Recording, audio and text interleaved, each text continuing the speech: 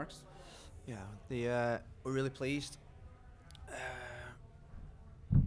It's a time where we've asked for performance and action, and I think the players are giving everything, giving that. I think coming back to DRV PNK Stadium in front of our supporters, I thought the crowd tonight was sensational. There's a real enjoyment to our play, which I thought was really good.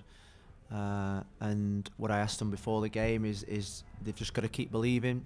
We know what it takes to win, and they've got to go out there and produce brilliant moments. And I think they did that in a first half where I said to them at half time that it's up to them whether if they wanted to win the game by 5, they could go out there and win the game by 5. If they didn't and they wanted to put the flip-flops on for the rest of the season and book their holidays, then they could decide that, because I thought that game was there for the taking.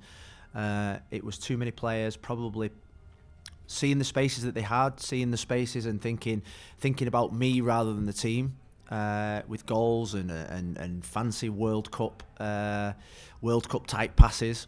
When in the second half I just told them just to play the ball easy. The first pass you see is the best pass. Play it easy, keep possession of the ball, and show a little bit more composure in our finishing. I thought we did that. So I think if I'm being thinking about how we can keep moving forward, that's a game I thought we should have run probably by another 2 or 3 goals.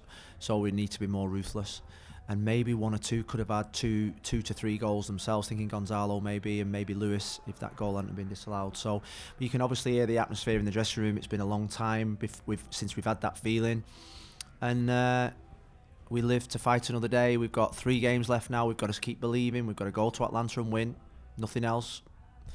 And we've got the bit between our teeth, and we're enjoying the challenge at this moment in time. I think when we lost at Columbus, all of a sudden all expectation came off us, and we're playing with a total freedom. I think you can see that in our play, and I think we go to Atlanta with total freedom. They're the favourites for the game.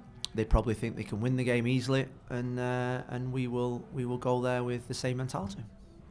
We'll start with questions now. Lauren first, then Michelle. Thanks, Rafa. Hi, Phil. Congratulations. Tonight was our biggest win at DRV PNK Stadium. Can you talk about just the electrifying performance from the attack tonight? Yeah, I think I want to talk about the supporters first and foremost, because I think you come out for a warm up, and maybe this is an American thing. And I was in the little room there, and I saw nobody in the stadium. And then when we came out for the game, I thought, wow, the stadium's filled up, and there was an atmosphere, there was a buzz there. I think they loved what they saw on Wednesday night, and they loved what they saw tonight. So I think when our players play in that kind of arena, I go back to the LA Galaxy game here, was my first experience of what this stadium can produce. It's like playoff type atmospheres, and players enjoy playing in that atmosphere. They have fun, and I can see a smile on the faces that they've not had that many smiles this season. So we've got a lot of great attacking players, and when they gel, when they click, they can score goals. And we've not done it enough this season. We've not been ruthless enough. We've not shown that quality that was shown in the last 2 games. And a lot of people will take plaudits tonight, but I thought Pizarro was outstanding. Attitude in the last 2 or 3 days, sensational. And he deserved that performance tonight. When I was bringing on Juli and Sammy, I saw his little face look up at me as if to say, is it me coming off? But he deserved to stay on the pitch because he was so good tonight. So a lot of brilliant performances, but I thought Pizarro was probably the pick of the bunch in terms of his quality, the freedom in which he played. Next question, Michelle. I was going to ask about Pizarro, especially he raced down that ball at the very beginning to keep it in play, But since you already talked about him, can you just talk about, again, the pairing of the 2 brothers of Fede and Gonzalo, and just how that just seems to really keep worked again tonight? Yeah, it did work. It worked again. And you think about when that ball came in the box, the last person you think can go and head the ball is Fede, because he's probably one of the smallest players on the pitch. But you think back to his goal against Philadelphia, rose above everyone to score away in Philadelphia. His timing, his awareness, his experience. In a way, there's no way he should be starting a game of football, maybe at his age, but his enthusiasm, his experience, and his know-how. In these types of games, when it's about the quality, he makes other players around him better. He makes Gonzalo better, Lewis better, Rodolfo better, Gregory, Jay Chapman, Blaze. So he's a sensational professional, and we are so happy to have him. And yeah. Gonzalo, I was going to take him off, but he looked like he was having that much fun, and he looked like he wanted to score more goals. And ultimately, I love it when the goal scorers score goals. You know, and what I said to him at the end was, when he played the pass through, I think, to Hooley for the 5th goal, is that it would be great for Gonzalo to play 10 and then actually run onto the pass that he gives, because his weight of pass is that good that he would love probably someone to play the same pass to him. And that's I thought he was world class, I've got to say. I know I've praised Pizarro and Fede, but ultimately when Gonzalo plays well, the team plays well. So we need him to have, you think about Wednesday night in Atlanta, we need him to be world class. We need him to be Gonzalo from Juventus, from Napoli, from Chelsea, from Real Madrid. We need that big performance, and as we do from all our big players. Next question, Franco, then Steve. Hey Phil, congrats on you guys outdid your record that you set on Wednesday for biggest win in franchise history. Only took 3 days. Just wanted to piggyback off Michelle's question on Gonzalo. In the first half, at least for me, he seemed a little bit anxious or eager, and things weren't coming off for him. And then in the second half, like you mentioned, the through balls, he also gets a great header for the winner. You know, what changed for him between the first half and the second half for him to be so much better in the second half? Just before he went out, I just said to him, relax, because the first chance didn't go in, then he got frustrated. The second chance didn't go in, then he had a shot block when Fede just backheeled it to him, and the frustration that he had on his face was making him uptight. As a striker, you cannot be uptight. Defenders born to be uptight. They need to be on that edge of aggressiveness in terms of their intensity. Forwards need to be, you know, they have to have ice running through their veins. And I said to him, just relax, the goal will come, take an extra touch, make the extra pass.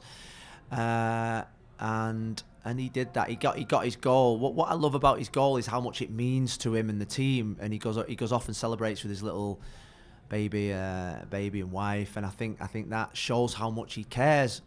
And what you don't realise about Gonzalo is that he is so sensitive for the team. He's so sensitive in the way that he cares almost too much, you know, and it takes him days to get over defeats because it hurts him that much. Because ultimately, when you're a DP, you carry the weight of the team, and he does, and he takes everything personal, and we've had to just totally work on him in terms of he can't win the games on his own, and he can't beat himself up, and he's just got to make sure that he's in the right moment, in the right space.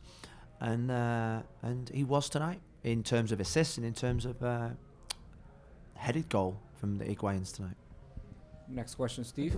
I mean, just off the back of that as well, I mean, he's an experienced player, isn't he? That's played at some of the top. Does that surprise you that he still needs an arm around him, and you know, you trying to cajole him when a guy's played at the highest level? It's, you know. I think those old ones need a cuddle more than the younger ones. I've got to say, but it's right, because I think when you get to the stage of the career of say a Blaze and a Gonzalo or Ryan Shawcross, is that yes, you've been there and you've done it, but ultimately there are still, you know, and I learnt this at Manchester United, and when I went to Everton, the difference.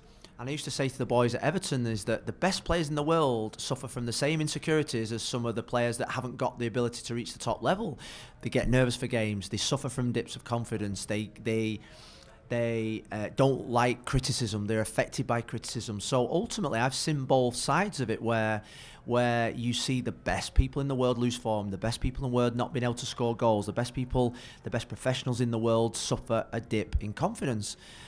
So it can happen to everybody, and that's what makes us human beings. So when people say Gonzalo, you know, he's played at the top level, he's been transferred, he's played with the best players in the world, he has the same insecurities as any other footballer out there. When this team needs to win and the expectations on the team and things aren't going right, he suffers just as much. And that is something that until you've witnessed both, you don't probably understand, because you think best players have just got it all, but ultimately they have the same blood running through their veins, and they have the same types of feelings. Next question, Jose. This is about Pizarro. No. It's always about Pizarro. Plenty of Pizarro already. I wanted to ask you about Juli, actually. Okay. You bring him on. It's been a tough season for him, but he Yeah. gets to score. Now you have a few games left, and as a goal scorer, when a goal scorer gets that first goal, they want to keep on going. How do you help him moving forward to be exactly the player that you need, especially in the second half, for this team? I think when you look at Julian Carranza, I think what you see is a really, really young boy that nobody thinks is a young boy. They think, oh, he was brought here for big money, he's got to go on the field, but he's a young boy that's still developing and learning in a different country. He's the only player in the whole of the MLS roster that I've had from top to bottom that's never came and banged on my door and said, why am I not playing? Come on, gaffer and boss. So his attitude's been phenomenal, and he's had some disappointments. We went to Toronto and I selected Robbie Robinson up front, and I could see the look on Juli's eyes. He was really upset, and we put him on. The other night when he was going on, I said, come on, goals tonight, think goals. And tonight he got his goal, and that will do him a world of good. And if we have any chance of getting the playoffs, we need to score probably 2 to 3 goals in every game from now to the end of the season. You think about New York City's won by 6 tonight. New England beat everybody by 6 every single game, it seems like. And Atlanta are a goal threat. So we're going to have to score 2 or 3 goals in every game. That means that we're going to have to do something and get goal scorers on the pitch. And he's one of our goal scorers. Next question from the call, Kaylin Kyle from the broadcast booth. Cannot hear you, Kaylin. All right. Kaylin, cannot hear you. I'm muting you. Can you hear me, Phil? Hi, how are you, Kaylin? Oye, pero algo está pasando con ellos. All right, we're going to go to the next question in the room. Daidon.